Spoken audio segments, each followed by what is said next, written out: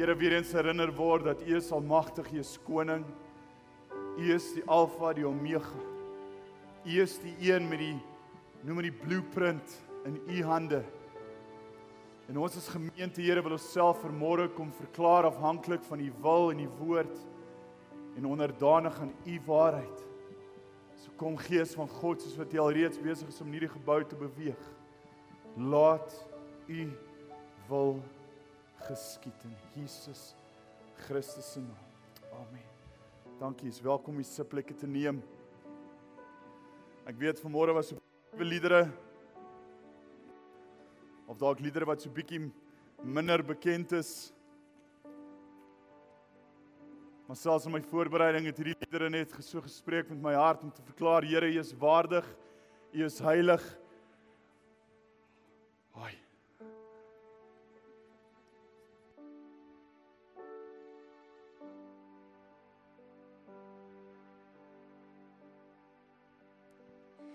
Hoi, môre almal. Ja, ek het daar gesit en my voet het so begin jellyrig raak en gedink, hoorie, wat gebeur vandag met my? Is ek nou besig om in iets in te gaan? En toe besef ek, nee, dis die Here wat vir my sê, hoorie, jy gaan sê vir die gemeente vandag wat hy gedoen het vir jou kind, vir my en my man se kind. En dit is eintlik rarig. Dit is so wonderwerk. Jy wil lag en jy wil huil gelyktydig. My seun speel vir onder 11A rugby en hy speel regtig goed, hy's 'n hakker en so die 13de Maart het ek hom dokter toe gevat en ek het hom eintlik gevat want hy daai naweek voor dit het hy 'n rugby wedstryd gespeel. Toe kry hy hout teen die neus en sy neus het verskriklik gebloei. Toe kry ons nie sy neus weer oop nie. En so vat ek hom dokter toe want ons kry nie die neus daai donderdag oop nie en ek vat hom dokter toe en ek sê vir dokter, hoorie, al vir 2 weke kom ons agter hy gaan piepie baie. Hy drink verskriklik baie water. Hy word wakker soos 10 keer deur die nag om badkamer toe te gaan. So sê dokter, "Hoe kom ons toets net sy suiker?" Dis sy suiker 24.9. Die dokter sê vir my, hy toets hom 3 keer. Hy sê daar's iets fout met sy masjien. Want hoe kan dit wees? Die kind is veronderstel om in 'n suikerkoma uiteindelik te wees tegnies, want dis te hoog. Hy sê hy kan dit nie glo nie, hy kan nie vir my medies verduidelik hoe kan 'n kind voor hom sit met 'n suiker van 24.9 nie. Hy sê hy kan nie. So sê ons moet dadelik ICU toe jaag. Ons is in ICU, hulle vat sy suiker en alles en hulle doen 'n lang toets wat hulle kan kyk wat is die average. Toe sê hulle hy het al vir 3 maande eintlik 'n hoë suiker gehad van 'n average van 17.7. So dat die Here hom tot en met daartoe nog by 24.9 beskerm het, is verseker net die Here se wonderwerk. Daai is geen ander verduideliking, is net die Here se hand wat daarin was. Daar is nie 'n verduideliking daarvoor nie. En toe voel hy, hier sy rappie nou verby. En so sê die dokter vir hom, as ons sy suiker afkry en onder beheer kry, dan behoort hy rappie te speel. So ons gaan nou Woensdag ry ons Klerksdorp toe. So my seun, hy spuit hom nou 5 keer 'n dag.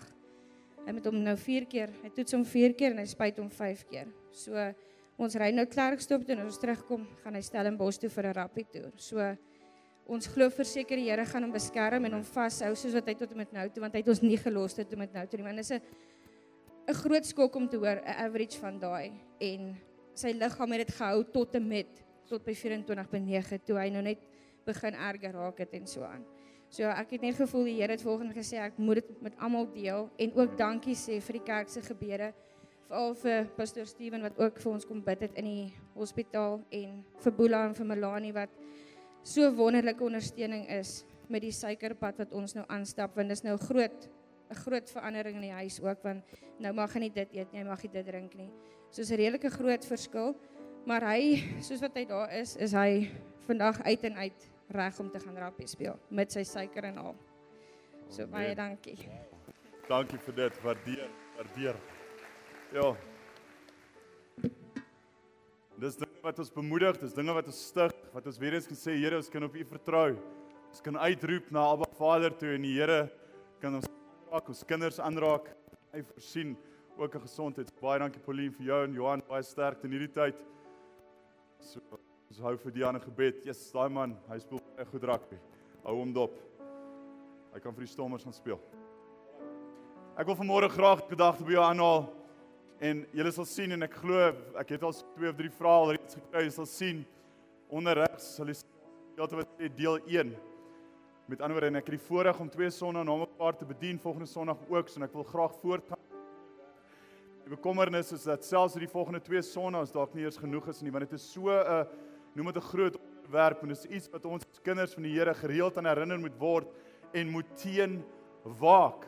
Want dit is iets wat so subtiel kom dat ons al baie keer onsself noem dit laat gaan, dat voordat ons so uitvee, besef ons dat hierdie skeiding tussen ons en die Here en die omstandighede raak al hoe groter tot op die punt waar ons nie meer seker is hoe om weer terug te kom. En dit is wat ek graag vir môre met myself hoor. En dit is die groot woord van sonde. Die woord sonde. En ek sal nou aansluit by waar kom die titel van die boodskap dan vandaan. Maar besef ons dat hierdie tema van sonde is iets wat so noem dit domino effek het. Want sonde het hierdie vermoë dat wanneer ek een ding toelaat in my lewe, het dit 'n ripple effek op die volgende. Want wat gebeur? Ek laat myself toe om sekere dinge te doen in die vlees. En wat gebeur? Dit het 'n effek op my huwelik, dit het 'n effek op my kinders, dit het 'n effek op my finansies, dit het 'n effek op my besigheid. En wat gebeur? Saam met dit is die domino effek, maar vrees skop in, angs skop in, bitterheid skop in, waar ons later dan vir die Here so kwaad is oor dinge wat in ons lewe gebeur, dat ons die blame van my na die Here toe wil skuif en sê, maar Here, waarom laat U hierdie toe, en waarom laat U daai toe, en waarom dit, en waarom daai? En ek praat uit ervaring uit, wat ek al soveel keer myself toegelaat het in sekere dinge, en wat gebeur is dat depressie en angs, vrees, kleingelowigheid, hierdie dinge skop in, en dit laat ons baie keer dan begin twyfel, en is die Here nog werklik daar? En ek wil 'n baie brawe stelling maak vanmôre, en dit is 'n teologiese stelling, want ek kan dit nie vir jou 100% bewys uit die skrif uit nie, maar as jy die skrif gaan lees in konteks, is sonde ouer as ons, as die mensdom. Nou die rede hoekom ek so sê is, as jy gaan kyk, toe Eva en Adam in die tuin was, het Satan alreeds vir Eva kom tempteer. Dit beteken, nou die wortel van sonde is rebellie en trots.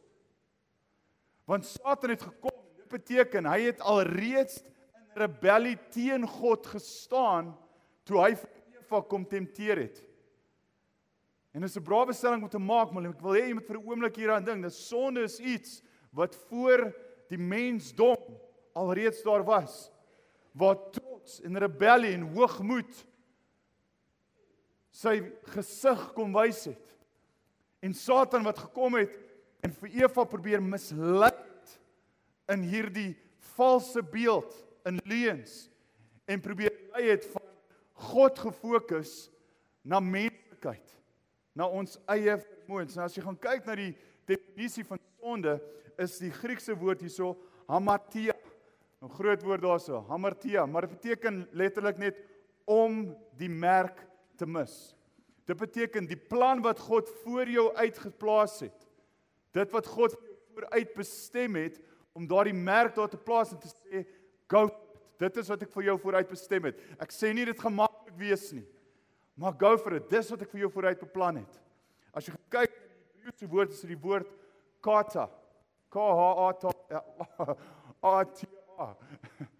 die woord kata, wat beteken ook om die merk te mis, maar saam met dit beteken dit om te misluk, Sonde bring skeiding, met ander woorde om te misluk, om God se merk te mis, om heeltemal na die vlees te begin wandel en die merk te mis, vat ons weg van daai perfekte wil van die Here af.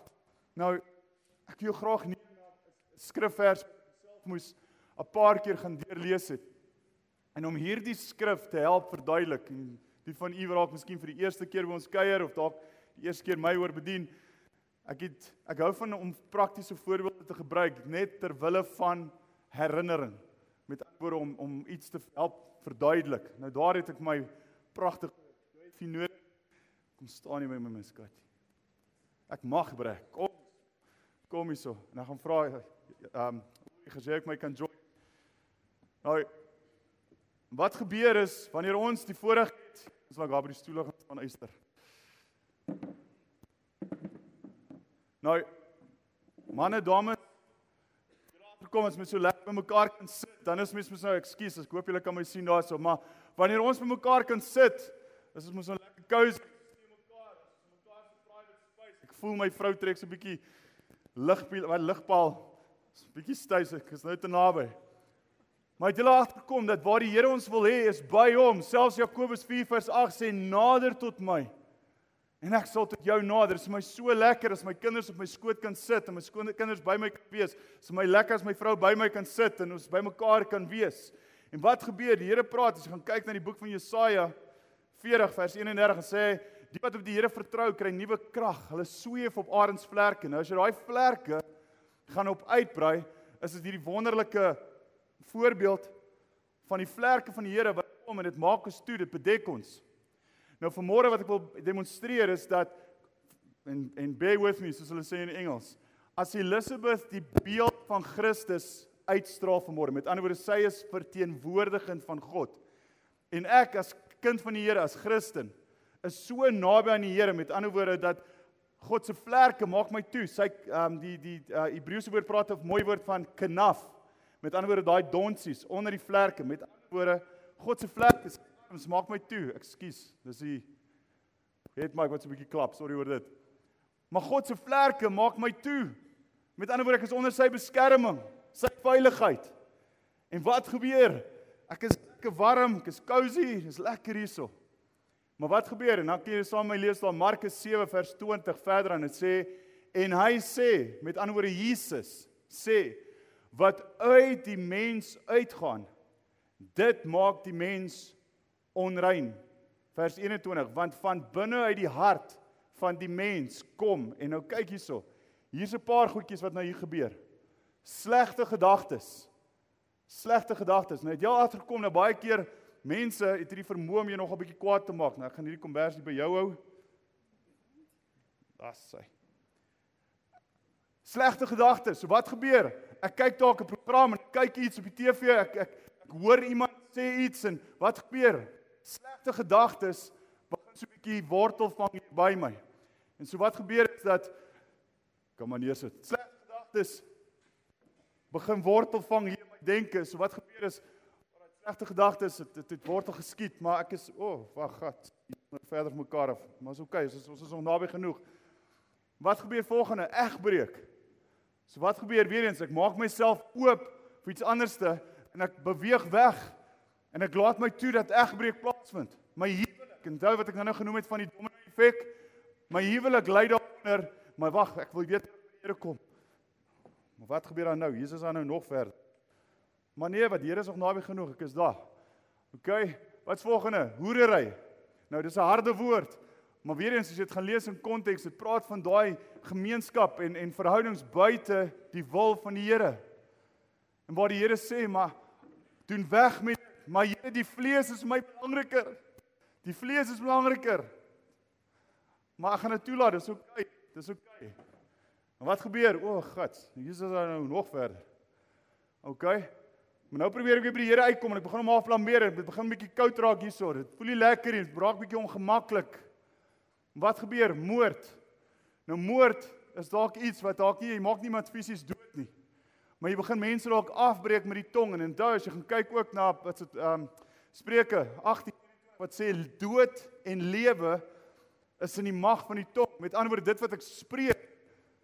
Want as gevolg van, kom ons sê my egbreek, my hoerery, my slegte gedagtes, begin ek dood spreek. En ek laat toe dat dit ook sy vesting neem. Nou is dit te ver. Yes, dit raak bietjie koud hierso. En ek laat toe dat dit ook wortel vind. Wat staan nog? Diewery. Kan ek dit 'n bietjie aanjaag? Diewery. Hebsug. Kom Ulrich, Spaartsman, haas hy. Hebsug. Boosheid. Met ander woorde, ek begin hierdie gedagtes skryf van boosheid, want weet jy wat? Mense, wat maak dit saak? Ek het hierdie bose gedagtes. Ek doen nog besigheid onder die tafel. Ek kyk op Facebook na ander mense wat ek nie na moet kyk nie. Maar wat maak my huwelik met so 'n saak? Nee, wat? Ek moes vir jou gesê ek is lief vir jou. wat is dit, 19 Desember 2009. Kan julle dit glo? 2009 as ek met daai pragtige girl getroud. Maar ek het mos wel gesê, amper 16 jaar terug, ek is lief vir jou. So as iets verander, sal ek jou weer sê. Losbandigheid, afguns en lastering. En ek laat toe dat my woorde, en nou, daar is die skrif, die woord praat van lastering, waar ek vervloeking saai, en hoogmoed, en dwaasheid. Nog net enetjie, dan sal ek jou release, sorry, dankie uit. En dwaasheid. En wat gebeur is, ek laat toe, laat dit posisie neem in my lewe. Dit vorm wortels, dit vorm vestings, dit vorm posisie. En wat gebeur? Al hierdie goeters, op die einde van die dag, as ek so ver van die Here af, laat ek toegelaat, laat sonde in my hart kom woon. En gemeente, ek wil jou vanmôre vra, dat as jy hierdie lys van goeters, daar's nog goed, as jy gaan kyk na Galasiërs 5, jy kan vers 16 verder aan gaan kyk, daar's 'n klomp goed van towery, witchcraft, wat hulle praat van in die Engels, negatiewe gedagtes, en hierdie goeters wat ons toelaat om vesting te vind in ons hart en ons denke. En die Here verwys hierna in vers 23, al hierdie booshede, met ander woorde hierdie sonde, kom van binne uit en dit maak die mens onrein. En dit is 'n harde woord. Dankie Melvie, dankie Ulrich, waardeer julle, dankie vir die hulp. Dis hierdie goeters wat ek wil, nee, ek kan maar net so los. Nee, wat los net so. Los net so. En is hierdie lys van goed wat ek vanmôre onder die aandag wil bring, dat waar staan ek en jy met die Here? Maar Here, ek voel ver, Here, U is voel daar, Here, waar is U? Ek kan U nie hoor nie, ensovoorts. Want dit wat die Here so kosbaar maak, want die Here herinner ons dat deur die kruis van Christus was hierdie goed reeds voorbetaal. En dit neem 'n oomblik, dit neem 'n keuse, dit neem 'n doelgerigte keuse om te sê dat die Here, ek wil hierdie goeters laat gaan. Hoekom? Want ek wil weer by die Here wees, ek wil weer onder sy vlerke klim, ek wil weer onder sy, noem dit kanaf, wees. As jy gaan kyk na die term van Satan, die naam van hom, dit beteken aanklaar, die bose een en duiwel. Nou jy sal saam met my stem na die boek van Job verduidelik sulke hierdie woorde die beste, waar selfs Satan voor God gekom het en gesê, weet jy wat, Job het so baie rykdom, as dit nie was vir dit nie, sal hy U nie dien nie. Ek is nou tans besig met die boek van Job, en dit is amazing, die goed waardeur Job moes gaan. Dink met myself, Here, vir daai man, sy begeerte was om net onder sy kanaf te bly. Job se vrou het vir hom gesê, man, vervloek God en sterf. En hy het gesê, ek vertrou die Here. Ek gaan nie toelaat dat hierdie goed, ek gaan nie toelaat dat woede, haat, bitterheid en mammon my lewe beheer nie. Ek bly hier, ek bly by die Here. Wat 'n man van God en wat 'n voorbeeld vir ons vanmôre. Nou dink vir 'n oomblik ook in die volgende. Hoe beklei die vyand teen ons, as ek dit so kan stel? Nou een van die wapens wat ek gesien het al gebruik is die vorm van vrae. Die agterkom dat die vyand sal in meeste gevalle nie regtig kom met 'n spesifieke stelling nie. Hy kom met 'n vraag. En ek wil dit graag demonstreer in die boek van Genesis, waar alles basies aan nou begin het vir die mensdom, met bedoelende waar die val gekom het. Kyk saam met my, dit sê vers 1, slang was listiger as al die diere van die veld wat die Here God gemaak het, en hy sê vir die vrou, of eintlik vra, as jy gaan kyk daarso, hy vra vir die vrou, daai in geel, is dit ook so, dat God sê, julle mag nie eet van al die bome van die tuin nie. Die vyand het klaar geweet wat God gesê het, want hoe het hy geweet om hierdie vraag te vra? Kyk weer na sy vrou, daai in geel. Is dit ook so dat God gesê het, julle mag nie eet van al die bome van die tuin nie? Kyk wat sê Eva, sy antwoord hom in vers 2 en sê, die vrou antwoord die slang, van die vrugte van die boom in die tuin mag ons eet, maar van die vrug van die boom Gaan ons eerder hierin gebruik. Ek vra hom verskoning. Ek vra hom verskoning. Right, vers 2. En die vrou antwoord die slang, van die vrugte van die boom in die tuin mag ons eet, maar van die vrugte van die boom wat in die middel van die tuin is, het God gesê, julle mag daarvan nie eet nie, en dit nie aanroer nie, anders sal julle sterwe. Baie belangrik hier, die vyand kom en hy vra 'n vraag. Eva, met die woord van God, met ander woorde, God het gesê, God het gespreek, dit was God se bevel. Sy sê vir hom, die Here het gesê, dit mag nie. Kyk vers 4. Toe sê die slang vir die vrou, julle sal gewis nie sterwe nie. Wat gebeur hier so? Hy begin twyfel saai. Maar God weet dat as julle daarvan eet, nou baie belangrik hier, as jy onderstreep in jou Bybel, is jy welkom hierdie gedeelte onderstreep. Julle oë sal oopgaan, sodat julle soos God sal wees deur goed en kwaad te ken. Nou pause net daarso vir 'n oomblik. Met ander woorde, julle sal soos God wees. Wat gebeur? Hy begin die vlees na vore bring. Julle oë sal oopgaan en julle sal soos God wees. Met ander woorde, in die vlees sal julle dieselfde posisie of dieselfde gesag as God hê. En die vyand wil die hele tyd die vlees voorbring, want onthou, ons geveg is nie teen vlees en bloed nie, maar teen die bose magte van die vyand. En die vyand kom met sy bose magte en hy sê, weet jy wat, in die vlees, jy kan soos God wees. Hoeveel keer sal ek en jy ook nie toelaat dat hierdie vestings in ons kom vashou? So, hoekom? Want dis mos lekker. Dis lekker om te kan skinder en mense kan sleg sê en dalk besigheid onder die tafel en so voorts. En kyk vers 6. Toe sien die vrou dat die boom goed was om van te eet. Met ander woorde, haar visie verander. En dat hy 'n lus was vir die oë, weer eens, die vlees. Ja, 'n boom wat 'n mens kan begeer om verstand te kry en sy neem van sy vrugte en eet en gee ook aan haar man by haar en hy het geëet. Ek en jy het 'n geveg van daaglikse vlees teen gees. Waar ek en jy dalk op die pad ry, waar ek en jy by die besigheid is, waar ek en jy beweeg, waar ek en jy dalk in ons huwelik, in ons ouerskap, het ek en jy 'n daaglikse geveg van die vlees teen die gees. Want as ek gaan toelaat dat my vlees domineer, is ek in die moeilikheid. Eva sê uitdruklik, God het gesê, en so waar as vet, kom die vyand en sê, nee, maar seker, come on, is jy seker?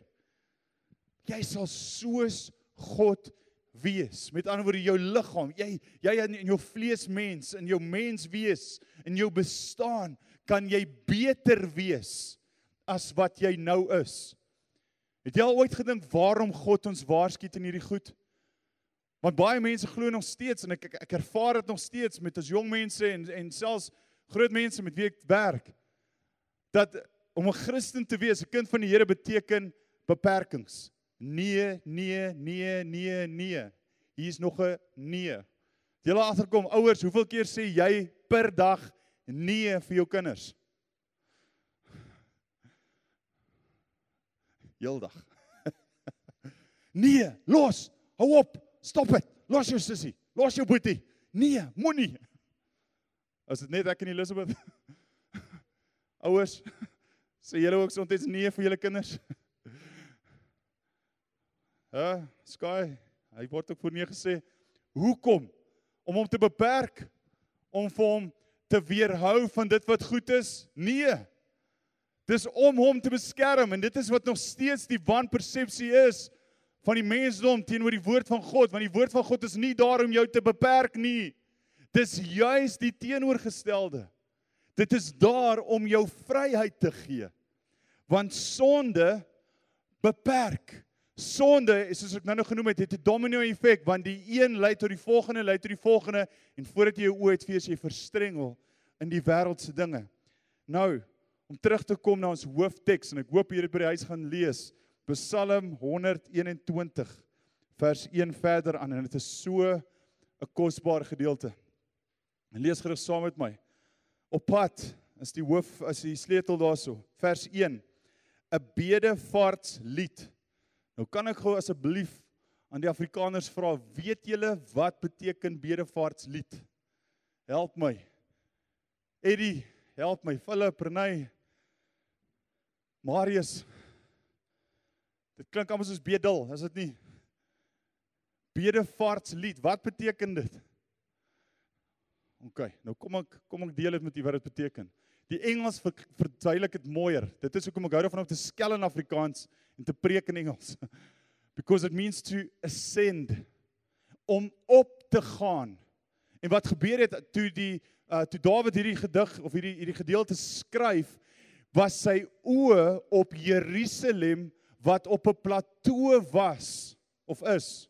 Met ander woorde, Jerusalem, om by Jerusalem uit te gekom het, moes jy teen hierdie heuwel uitstap. En Jerusalem simbolies beteken God se volk, dis God se nasie, God se beskerming, God se voorsiening, God se seëninge. So met ander woorde, 'n bedevaartslied beteken om op te stap, terwyl, en dis wat die manne gedoen het, terwyl hulle opgestap het in die berg na Jerusalem toe, het hulle hierdie liedere verklaar. Met ander woorde, met daardie gedagte, lees saam met my vers 1, ek slaan my oë op na die berge. Met ander woorde, ek kyk op na Jerusalem. Waar sal my hulp vandaan kom? Vers 2, my hulp is van die Here. Ekskuus dat ek so kort stop, maar ek wil weer eens beklemtoon. Weer eens, kry die prentjie, hy kyk na Jerusalem. God se volk, simbolies vir God homself. My hulp is van die Here wat hemel en aarde gemaak het. Hy kan jou voet nie laat wankel nie, jou bewaarder kan jou nie laat sluimer nie. Kyk, die bewaarder van Israel sluimer of slaap nie. Die Here is jou bewaarder, die Here is jou skaduwee aan jou regterhand. Die son sal jou bedags nie steek nie, die maan ook nie by die nag nie. Die Here sal jou bewaar vir elke onheil, jou siel sal hy bewaar. Die Here sal jou uitgang en jou ingang bewaar, van nou af tot in ewigheid. En ek hou van wat die Engels sê. Die Engels verklaar dit mooi, I lift my eyes up to the hills. En ek sê weer, soos wat ek nou gesê het, Jerusalem was gebou op 'n plateau. En ek wil graag net daai name weer kry, want hier is al groot name. Met ander woorde, was geleë op die Judas berge, net bo die Gion fontein. Nou die tradisie was dat die manne van God, met ander woorde die gelowiges, die manne het 3 keer per jaar na Jerusalem toe gegaan. Daar was 3 feeste, die ongesuurde brode, die fees van weke, as ook die loofhutte fees. En terwyl hulle opgestap het teen hierdie heuwel, het hulle gesing van God se goedheid, sy voorsiening, sy seëninge, sy omvou. En julle kan gaan kyk, die hele Psalm, omtrent van Psalm 121 reg deur tot omtrent Psalm 130, is dit hier die liedere waarvan geskryf is. So met ander woorde, al die pelgrims, al die manne wat opgegaan het na Jerusalem toe, het hierdie liedere gesing as 'n herinnering. God is my beskermer, hy is my voorsiening, hy sal my voet nie laat struikel nie. En kan ek en jy vanmôre met hierdie gedagte ons harte oopmaak om te verstaan dat wanneer ek kan kom na die Here met al my sonde, met hierdie gewig, met hierdie laste, dat ek vanmôre ook my oë kan optel en op te kyk na die wil van die Here en te sê, Here, U is die een.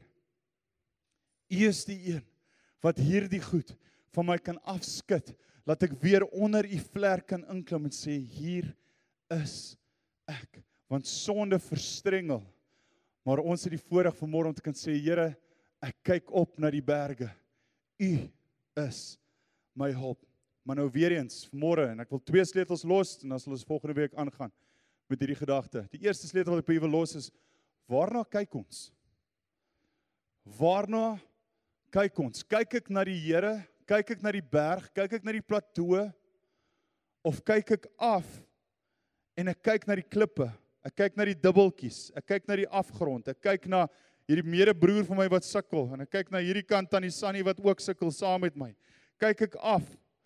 Is ek besig om na die wêreldse dinge te kyk? Kyk ek na die ekonomie? kyk ek na my bankrekening en ek sê nie ons moet blind wees vir dit nie. Ons moet die bankrekening dophou. Die bankbestuurder is ons lief vir ons soms. Hy sê you're outstanding. Ja, I love ons. You're outstanding, brother. I decline to leave you alone, sê die tap machine soms daar by Checkers. Nie waar is. I decline to leave you. Stay right here. Ek wil hê jy nog 'n bietjie kuier hier by die til. Waarna kyk ek en jy? Kyk ons na ons menslike vermoë of kyk ek en jy op? Sê Here, U is my bron. Dink ek gaan so 'n paar gedagtes saam met my. Sien jy die reus as onverslaanbaar of sien jy die reus as iemand wat jy nie kan misgooi nie? As man kan jy na jou vrou kyk en 'n instrument sien om jou eie begeertes te vervul? Of kan jy na dieselfde vrou kyk en 'n prinses van God sien? Hoe kyk jy na jou vrou? Sien jy haar as 'n instrument om die vlees te vervul? Of kyk jy na haar deur God se oë om te sien, maar joh, ek is getroud met 'n prinses van God. Vrouens, dames wat getroud is vanmôre, kyk jy na jou man en sien net hy vervul in al jou begeertes en behoeftes en materialisme en al daai goedjies? Of sien jy 'n man van God wat God vir jou bestem het vir hierdie tyd? Sien jy jou kinders as 'n bysaak of as 'n goddelike nageslag? Hoe kyk ons na ons kinders? Sien jy jou huwelik as tronkstraf of as 'n goddelike verbond wat Christus en sy bruid verteenwoordig? Sien jy jou gawes en jou talente as maniere om jouself te verheerlik met die klem op wat mense van jou dink? Of gebruik jy dit om God te verheerlik? Gebruik jy sosiale media om jou te laat val of te laat stig in dinge van die Here? Is my besigheid my identiteit? Of is dit my hulpmiddel om God se wil uit te leef? Tweede laaste een, is my mediese kondisie 'n beperking of 'n getuienis van oorwinning? En soos wat ek nou genoem het in Psalm, in Spreuke 18, spreek my mond dood of spreek dit lewe? Waarna kyk ek en jy? Waarmee ek my denke vul en waar ek my fokus plaas sal bepaal watter saad in my siel gedeponeer word, wat bepaal watter wortels ontwikkel, wat bepaal wat se vrug ek en jy gaan dra. Waarmee ek my denke, my siel, my denke, my wil en my emosies, waarmee ek dit vul, het sy deur die televisie, sosiale media, my vriendekringe, die besigheidsmense waarmee ek uithang, dit waarmee ek my siel vul, gaan wortel skiet. En ek en jy het hierdie verantwoordelikheid om nie toe te laat die vyand met sy streke kom en sê maar, het die Here gesê hy sal vir jou voorsien? Het die Here gesê hy gaan genees? Het die Here gesê daai is regtig die vrou wat jy mee moet trou? Het die Here gesê julle moet kinders hê? Het die Here gesê? En is dit die twyfel? Soos ek sê, die vyand gaan nie sommer kom net met 'n stelling nie. Hy gaan kom met 'n saadjie wat 'n saai van twyfel. En wat gebeur? Wanneer ons dit toelaat om saad te skiet en om wortel te skiet in ons liggame, begin ons daarop maal en ons dink en die vyand los ons. Wat gebeur? Ons begin maal daarop en dink daaroor. Wat dink mense van jou? Jou identiteit, jy's nie goed genoeg nie. Jy's waardeloos. Jou besigheid, jy ry nie 'n groot genoeg kar nie, jou huis is klein en so voorts. En dit het 'n domino effek soos vroeër genoem. Johannes 18 vers 37. Johannes 18 vers 37. Behoort die volgende skyfie te wees. Daar sê hy: hiervoor is ek gebore en hiervoor het ek in die wêreld gekom om vir die waarheid te getuig. Elkeen wat uit die waarheid is, luister na my stem. En hier kom die belangrike gedeelte van wanneer kom by sonde is, dat ons na God se wil sal luister, want ek skaam my nie oor die evangelie nie, van Christus nie, want dit is die krag van God tot redding vir elkeen wat glo, eerste vir die Jood en ook vir die Griek, want die geregtigheid van God word daarin geopenbaar uit geloof tot geloof. Soos geskrywe is, maar die regverdige sal uit geloof lewe. Ek en jy leef in die afhanklikheid van God. Bedoel nou, ons is afhanklik van die Allerhoogste Koning. Met ander woorde, waar ons kyk is op. Waar ons kyk is na sy voorsiening, sy hulp, sy krag, sy wysheid. En waar kry ons dit? Deur goddelike beginsels. As die Here sê hoe ek my vrou moet hanteer, hoe ek haar moet lief hê, hoe ek haar moet sien, as 'n prinses van God, hoe ek my man kyk, en dalk dien jou man nie die Here nie, of jou vrou dien dalk nie die Here nie, dan bid jy vir hom, en jy bid vir haar, jou kinders. Daar's soveel gebrokenheid onder ons kinders, selfs by die jeug waar ons bedien, dat wanneer ek die stories hoor van die jong mense, en ek hoor wat werklik in sommige huishoudings aangaan, dan wil my kakebeen op die grond val. En meeste van ons jeug se kinders, se ouers is nie in ons gemeente nie. Dink vir myself, maar julle moet juis in die kerk wees. Julle het hulp nodig. So nommer 1 is, waar is my oë? Waarna kyk ek? En die laaste een wat ek mee vanoggend wil land is, vrees ek nog steeds God? Nou, ek het om net so 'n bietjie humor in te bring vanmôre. Dames, dink gou vir 'n oomblik wat jou man vir jou al gedoen het voordat jy getroud is. Jy weet daar waar hy dalk die deur vir jou oopgemaak het, die bossie blomme vir jou gebring het, die bed opgemaak het en jy weet die mooi dingetjies gedoen het, waar hy dalk vir jou 'n briefie geskryf het en jy weet al daai oulike goedjies. Nou die vraag is, doen hy dit nog steeds? Retoriese vraag. Retoriese vraag. Ek is te bang om vir my vrou nou te kyk. Manne, maak jy nog steeds vir jou vrou die kar deur oop? Nou ek weet, Pastor Harry, you said to me you still do that. Well done to you. So you are an example to us and to me. So well done. Jenny, you still get flowers? Well done. Chocolates? You still get? Hey, Pastor Harry. Well done, so. Hey, Renee. Jy kry nog chocolates? Blomme? Kardeur? Okay, die kardeur, mooi. Okay, blomme en chocolates gaan leer by Pastor Harry. Alright. Dink gou vir 'n oomblik, manne, daai oulike goedjies wat jou vrou vir jou gedoen het voordat jy getroud is. Bring vir jou 'n koppie koffie, 'n briefie, sommige skelmpies hier in jou kar se wat 'n sonskerm, as jy jou sonskermpie laat sak, dan val hierdie love letter hier op jou skoot. Ek weet jy dalk 'n hartjie in die tomatiesous. Miskien lekker styf sit daar in steers. Dis waar ek en my vrou kan sê ons spark gehad het. Ons is 'n klomp vriende en hulle los een sitplek oor. Ek het nie 'n kans gehad nie. Een sitplek oor. En ek kom laas nog gestap in die vriendekring sit klaar om hierdie ronde tafel en my vrou sit op die punt en daar's 'n oop stoel op een plek en dis teen haar. En ek skuif in en toe ek so teen haar vasskuif, toe besef ek, gats, nou is ek so 'n bietjie diep in die stoel in. Want hier's nogal spasie nogal hier aan die ander kant van die stoel. Maar ek sit nou so lekker, ek bly somme. En nou voel ek die lifestyle, toe voel ek nee wat, sy is gemaklik. En toe bly ek sit. Skus, daar hoor my skoonma ook nou die storie.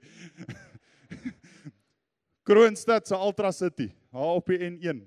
Julle sal sien daar net agter aan die ander kant Kroonstad is daar so Ultra City. Nou ek en sy daar in daai steers het ons sparks gebeur. Nou weet jy daai wat jy mos in die tomatiesous die vingertjie intrek en al daai goedjies. Doen ons nog steeds daai goeters vandag? Of het ons nou al so gewoond geraak aan mekaar of ek nou 'n wyntjie laat of ek nou bub of ek gaan met my onderbroek paradeer in die huis, of ek nou 'n wind breek bo. Ek so 'n bietjie ryk na sweet. Dis asof ons soms net so 'n bietjie laat gaan. Nou waarom hierdie goedjies deel, Steven? Wanneer dit kom by die dinge van die Here. Daai eerste keer toe jy jou hart vir die Here gegee het en jy was so overwhelmed dat jy wil net almal tot bekering bring en jy wil net die evangelie verkondig en jy wil net die werk van die Here gaan doen. Maar soos wat tyd aanstap, raak jy so gemaklik met die Here en gewoond aan die Here dat of ek nou net so ietsie hier doen of ietsie daar doen, net so gou 'n verkeerde woordjie hier of 'n skindertjie daar of 'n verkeerde kuiertjie hierso of gou ietsie daar, die Here sal verstaan. Ons is nou al lank staan. Ek en hy, hey, pelly, lekker. Ek en die Here is so man, hy sal verstaan, hy ken my. En julle sal sien en ek sien van julle het dit gesien op Facebook. Ek het nou onlangs op Facebook 'n stelling geplaas wat sê dat 'n gebrek of 'n doelbewuste sonde is 'n teken van 'n gebrek aan vrees vir God. Sorry, ek spring nou so 'n bietjie rond Melanie, sorry. Doelbewuste sonde is 'n teken van 'n gebrek aan vrees vir God. En dit is hier waar ek graag ons as gemeente en definitief myself wil waarsku. Ek en jy dien 'n almagtige Vader wat vir ons alles gegee het. Daar's niks meer wat hy vir ons kan gee nie, wat hy het vir ons alles gegee. Sy seën, sy voorsiening, sy seëninge wat hy vir ons gee, sodat ons hierdie, noem dit vestings van die vyand kan weerstaan. Die Here het vir ons alles gegee, hy het vir ons die wapens gegee, hy het vir ons die woord gegee, hy het vir ons die vryheid gegee, hy het vir ons die Heilige Gees gegee. Dieselfde God wat die aarde geskep het, dieselfde God wat die aarde kan oopkloof en mense kan daar inval, dieselfde God wat 'n babatjie saamweef in sy moeder skoot, dieselfde God wat 'n see oopkloof, dieselfde God wat die reëse laat val, dieselfde God wat vir 40 jaar mense kan voed in 'n woestyn, dieselfde God wat die blindes laat sien, die dowes laat hoor, die verlamdes laat hoor. Daai is die God wat ek en jy dien. Hy's nie my pel nie. Hy's nie my buddy nie. Hy's nie my pel wat ek net mee saam kan kuier en kan gou-gou 'n paar nonsens gaan aanvang en weer na hom toe kan terugkom nie. Want dan is daar nie meer eerbied en respek vir my God nie. En ek weet ek praat harde woorde vanmôre, maar dis soos kom ek sê, toe ek hierdie woord voorberei en besef ek, Steven, maar is dit nie wat jy baie keer doen nie?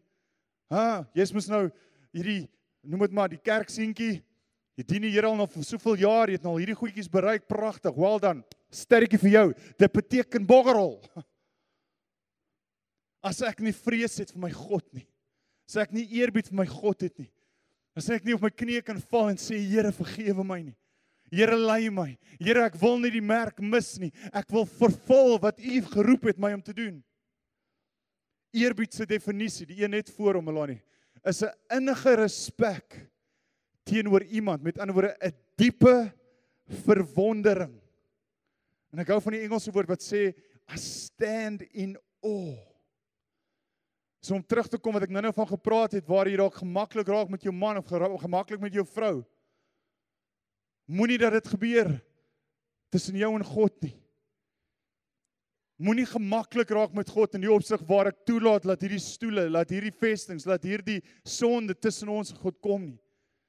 Want ek sê weer, soos ek nou gesê het, doelbewuste sonde waar ek hierdie klein goggetjies inlaat, is 'n teken van 'n gebrek aan vrees vir God.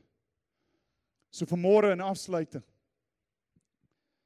wil ek weer eens jou die 2 sleutels gee. En soos ek sê, ek sal volgende Sondag gaan ons aangaan op hierdie.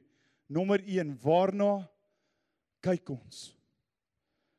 Om in uitdagings op te kyk na ons Vader beteken ek berus in sy wil deur my gehoorsaamheid aan sy stem. As kind, dink gou vir 'n oomblik ook hieraan, as kind het ons nie altyd verstaan waarom ons ouers sekere besluite maak nie. Stem jy saam dat jou ouers maak sekere besluite, hulle koop sekere goed of hulle koop nie sekere goeders nie. En ons as kind, ons verstaan nie waarom ons ouers sekere goeders besluit nie. Maar, en dis waar ook Christus sê dat jy moet geloof hê soos 'n kind, want ons berus in ons ouers se keuses, want hulle weet beter. Tye toe jy so klein was, so klein chokkertjie, jy verstaan nie altyd waarom jou ouers doen wat hulle doen nie. Ek het nie verstaan toe my ma hierdie 2 salty cracks met 'n stukkie kaas en tomatiesous met 'n smile hier op my bord gesit het nie. Maar dis al wat in die huis was. Maar ek het dit was cool. Hey, kyk hierdie smiley, dis my aandete. Yes, ek het 'n smiley gesig vir aandete en ek het lekker geëet. En ek het soveel vertroue in my ma nog steeds. Want sy is my ma. Ons verstaan nie altyd waarom ons ouers sekere goeders doen soos hulle doen nie, maar die vertroue moet daar wees. Ons verstaan nie altyd waarom die Here sekere goeders doen soos hy doen nie. Regtig. Maar ek kyk op na my Vader, kyk op na Jerusalem, ek kyk op na die berge. En ek verklaar my hulp is van die Here, want ek vertrou hom. Vertrou hom. Verstaan nie, Here, waarom my geliefdes van my wegneem? Waarom hierdie kanker? Waarom hierdie siekte? Waarom hierdie gemors in ons wêreld en in ons lewe? Waarom? Steeds vertrou ek U. Steeds vertrou ek U. Wanneer ek na hom kyk, word waarheid my fokus en sonde 'n keuse. En dan die laaste sleutel is vrees ek God. Ek sê weer soos ek nou genoem het, doelbewuste sonde is 'n teken van 'n gebrek aan vrees vir God. God haat sonde, want dit bring skeiding tussen ons en hom. Maar hy's lief vir die sondaar, en dis elkeen van ons. Elkeen van ons wat hier vanmôre sit, weet ons het sonde. Ek is die eerste om weer eens om my hand op te steek en te sê, Here, ek weet, daar's goed in my lewe wat ek mee moet klaarmaak. Ek moet hom klaarmaak. Goed wat ek nog vashou, my venter trailer sleep ek nog lekker saam. Eintlik meer soos 'n interlink. En daar's 'n paar goeders wat ek weet ek moet klaarmaak. Maar vanmôre kan ons hierdie keuse maak vanmôre om te sê, Here, ek rig my oë op U en ek vrees U, want ek het 'n innige diepe respek vir U. Laaste skrif, 1 Samuel 15:22. Toe sê Samuel, hou die Here meer van allerlei offers as van gehoorsaamheid? Nee, om gehoorsaam te wees is beter as om offerdiere te slag, en om te luister is beter as om die vet van ramme te verbrand. In die Engels sê dit so mooi, obedience is better than sacrifice. Obedience is better than sacrifice. Weet nie wat so opofferinge jy al in jou lewe moes maak nie. Maar jou gehoorsaamheid is die moeite werd. Ek weet nie wat so seer of hartseer of pyn jy vanmôre al deur moes maak in jou lewe tot op hierdie punt nie. Maar jou gehoorsaamheid is die moeite werd. Hoeveel dinge, finansies, besigheid, dalk 'n huwelik wat jy verloor het as gevolg van seer en pyn. Maar vanmôre kan ons kom neerlê by die Here se voete, ons kan opkyk na die berg en sê, Here, hier is dit. Ek vertrou U. Ek vertrou U. So ek wil vanmôre afsluit met gebed. Asseblief na die diens kom kuier lekker saam, ons gaan lekker koffie drink en ons 'n paar eetdingetjies. Maar net voordat ons dit gaan doen, vanmôre dat ek en jy hierdie oomblik sal neem om net ernstig te raak met God. En hierdie vrae aan onsself te vra, waarna kyk ek en vrees ek God? Terwyl ons bid, wil ek vra die musiekspan se na vorentoe kom. Kom ons sluit die oë. Here, vanmôre, hierdie is 'n ewige woord en is 'n woord wat nie eens oor 2 sondes regtig deurgepraat kan word nie. Wat sonde is en wat ons skei van die liefde van God. Niks kan ons skei van die liefde nie. Maar Vader, as ons kyk na daai nabyheid van die perfekte wil en U planne, U vooruitbestemde plan wat U vir ons vooruit geskryf het. Here, dan kom die vyand en deur die werke van die vlees wil hy ons wegneem. En Here, ek wil vanmôre namens ons elke een definitief myself aangesluit, Here, om te sê, vergewe my. Vergewe my, Here, dat ek soveel keer op my eie menslike vermoëns staat maak, my eie menslike kennis, my eie menslike opinies, en dat ek my oë op die wêreld baie keer rig vir my hoop en my bron. Maar mag ek vanmôre die keuse maak om te sê, ek rig my oë op na die berge, ek rig my oë op na God die Vader, ek rig my oë op na, noem dit Jerusalem, want my hulp kom van die Here wat hemel en aarde gemaak het. En ook vanmôre, Here, vergewe ons as ons vrees vir God verloor het, my respek. Vergewe ons, Here, U is nie my buddy nie, U is nie my pel nie, U is nie net daai vriend wat ek nou en dan sien nie. U is my Vader, U is my skepper, U is die Alfa en die Omega. U is die een wat my saamgeweef het in my moeder skoot. U, Here, hou die heelal in U hand. En U weet selfs dan ook die hare op my kop wat genommer is. Ek is U meesterstuk en ek is U kind. Vergewe ons, Here, wat is ons dalk ons vrees vanmôre verloor het vir U. Mag ons vanmôre terugkeer na die almagtige Vader in Jesus Christus se naam. Amen.